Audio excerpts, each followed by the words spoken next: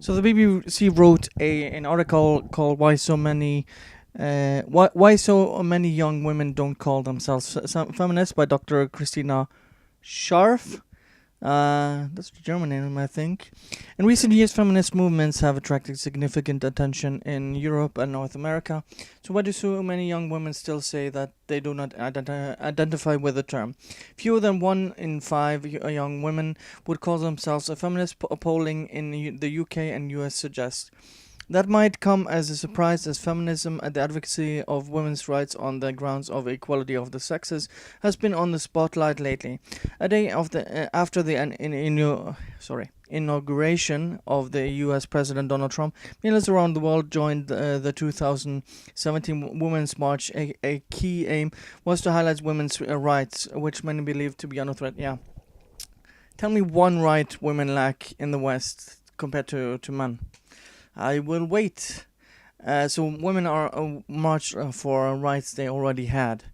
And just look at the Women's March 2 years later, filled with anti-Semitism, racism, bigotry, and it's basically just falling apart. And how they even cancel it because it was too white. So think about that, Dr. Scharf. Another defining moment came when sexual harassment claims were made against film producer Harvey Weinstein by more than 80 women. Allegations he denies. Yeah, and he hasn't been convicted. That's an important fact in that case. Online movements have also gained momentum. Actress Alyssa Milano suggested that anyone who had been sexually harassed or assaulted should reply to her with Me Too, resurrecting a movement started by activist Tarana Burke in 2006. Yeah, because having public trials and no evidence of any of these accusations is really the way to go. Why not have burn witches on and see if or tie a stone around their feet and see if they can float. So that's the same kind of logic these people are using. 500,000 responded in the first 24 hours on the hashtag has been used in more than 80 countries. Many other celebrities have publicly embraced feminism, including the actresses Emma Watson, who launched an equality campaign with the United Nations, and a body positivity warrior, Jamila, that's a really weird name. Movements like everyday sexism and discussions points such as author Chimamanda Ngozi Adichie's Tech Talk, "We Should All Be Feminists," have also struck a chord with millions. So are we just gonna forget about the word egalitarian? What's wrong with that? Why do you have to label yourself feminist? Because just look at what feminism is. They undress themselves and then screech that they are being objectified. They make kill all man, waste his time, manspreading, manslamming. I mean, the mansplaining as well. I mean, all of these terms that feminists, and they basically just hate men. That's what feminism has become and has been for a long time. These events have all helped to bring feminism to mainstream attention, so it is perhaps unexpected that the identity feminist has not gained more popularity among young women in the Western world. Yeah, because most women aren't stupid. In the UK, there has been a small increase in the number of women who identify as such. A 2018 YouGov poll found that 35% of women in the UK said yes when asked whether they were feminists, up from 27% in 2013. It is a similar picture in Europe, with fewer than half of all women polled in 5 countries agreeing they were feminists. This ranged from 8% respondents in Germany to 40% in Sweden. Yeah, why I'm not surprised that Sweden is on top in Europe in regards to feminism. However, people do not appear to reject the term feminism because they're against gender equality or believe it has been achieved. It has been achieved. The same study found that 8 out of 10 people said men and women should be treated equally in every day, with many agreeing sexism is still an issue. This appears to represent a shift in attitudes over time. A study of 27,000 people in the US found that two-thirds believed in gender equality in 2016, up from a quarter in 1977. And in 2017, UK poll said 8% said they agree with traditional gender roles, that a man should earn money and a woman should stay at home, down from 43% in 1984. That's kind of sad, huh? If many believe gender equality is important and still lacking, then why do relatively few people, including young women, identify as feminists? It could be that they do not feel the term speaks to them. The term feminist is less likely to appeal to working class women, polls suggest. Yeah, I wonder why that is.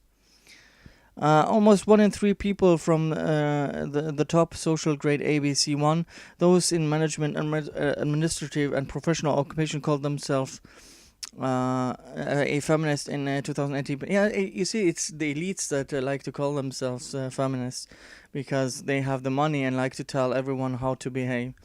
This compared with 1 in 5 from grades to C to DE, which include manual workers, state pensioners, casual workers, and the unemployed.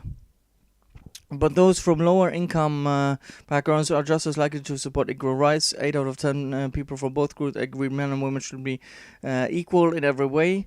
When asked for a 2015 poll, I mean, in every way, how? When it comes to car insurance, where men get, where men have to pay more. How about health insurance? Because men and women are different. Women go often to the doctor. Should they pay more? Should women be allowed to wear lipstick or makeup in work? I mean, should women dress the same as men? So equal for equal. Should also women be registered for the draft? These are all. I mean, if we're gonna say everyone should be equal in every way, then let's do that. This may suggest lower-income groups support the principle behind the term feminism, but aren't keen on the word itself. Race can also shape views of feminism. Research into views of U.S. millennials found 12% of Hispanic women, 21% of African American women, 23% of Asian women, and 26% of white women identify as feminists. 3/4 of all women polled said the feminist movement has done either a lot or some to improve the lives of white women, or just 60% had achieved much for women of other ethnicities. Sentiments shared by 46% of African American women. I mean, feminism started off as a white supremacist movement, so oops. Another hurdle may be some of the stereotypes and misconceptions associated with feminism. In her introduction to the recently published anthology Feminists Don't Wear Pink and Other Lies, curator Scarlett Curtis refers to the stereotype of feminists as not wearing makeup or shaving their legs or liking boys. I mean, is she wrong? These stereotypes have persisted through the ages. In the 1920s, feminists were often called spinsters, and speculations about their sexual preference was rife. Almost a century later, these views still hold some sway. Maybe, just maybe, there is something in their behavior, and maybe some of them are lesbians. Maybe it's in their nature, and some of these people are just insane, and people have observations on these women that call themselves feminists, especially the extreme ones. Having interviewed a diverse group of young German and British women for my research, I found associations of the term feminism with man-hating, lesbianism, or lack of femininity was a key factor in rejections of the label feminist. Oh, that's just funny. The majority said they didn't want to call themselves feminists because they feared they will be associated with this trait. I mean, when you have a feminism that is basically these people who hate men, white men or straight men are the most evil thing you can be, according to these intersectional SJW feminists. So I'm not surprised that women don't want to identify. I don't know any of my close friends that call themselves feminists.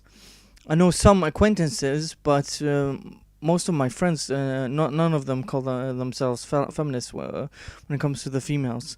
This was despite many stressing they were not homophobic and some identifying as lesbian or bisexual. So how could the image of feminism be improved? Arguably, as a society, we should do more to challenge narrowly defined expectation of how women should look and act, working harder to make this movement more inclusive. How could it be more? Maybe you should stop hating men. That would make it more inclusive. Maybe that would make it more inclusive. Or just call yourself egalitarian and stop hating men. Mean that feminism speaks to experiences and concerns of diverse groups of women, except for white women, when it comes to the women's march. Nevertheless, whichever label women choose to adopt, the indication that the vast majority of people now support equality and acknowledge that it has not yet been achieved is heartening. That's what you're gonna leave this on? Really? That equality hasn't been achieved? How has it not been achieved? Women have gained all the rights through the ages, even undeserved ones, like the right to vote. I know it's a little bit controversial, but women didn't sign up to the draft or get any of the responsibilities compared to men. When only landowners could vote, it was with talking with their spouses, and women also owned land, so they could vote. So saying that women never had any rights is just ridiculous, and this woman doesn't even she barely shows the other side. She doesn't interview or take the other side into account, only that women don't call themselves feminists for a certain reason. Anyways, thank you guys for watching and see you guys next time. Bye.